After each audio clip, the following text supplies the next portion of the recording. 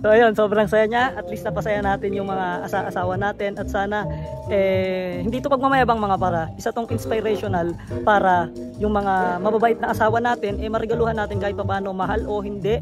At kung anumang klase ng bagay yan, ma-appreciate ng mga asawa natin yan mga para. Wamos Cruz, sinorpresa ang kanyang partner na si Antoinette Gil de Rosario ng bagong kotse. Sinorpresa ni Wamos Cruz si Antoinette Gil ng isang mamahaling kotse.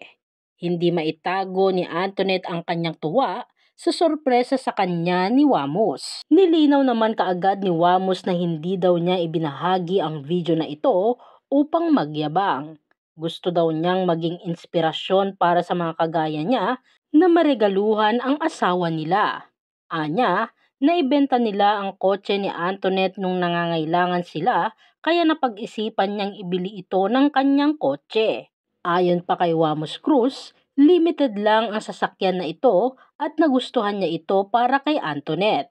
Nagpasalamat din sila sa lahat ng sumusuporta sa kanila na naging dahilan daw para magkaroon sila ng mga bagay na nabibili nila.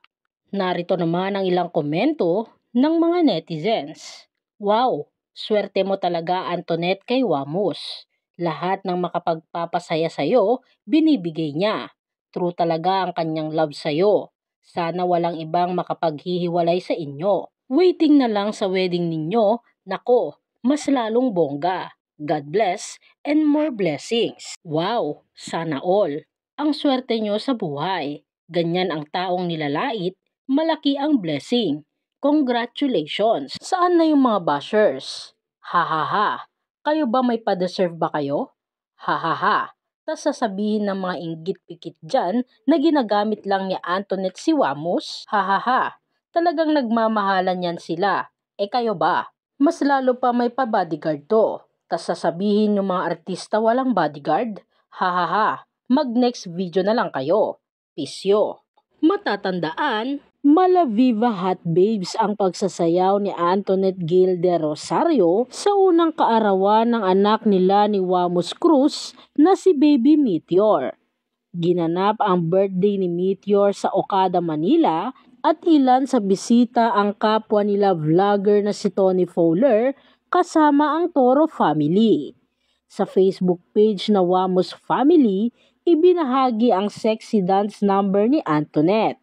Makikita rin na tuwang-tuwa sa panonood sa mapang-akit na sayaw ng kanyang jowa na si Wamos Cruz. Pero napansin ito ng mga netizens na tila hindi sila natuwa sa ginawang iyon ni Antoinette dahil nila ay dapat children's party ang magiging first birthday ng anak nila ni Wamos ay tila naging adult birthday party ang nangyari. Anya pa ng ilan ay nagpapapansin lang umano ang jowa ni Wamos Cruz na si Antoinette dahil gusto lang nitong ibalandra ang kanyang katawan.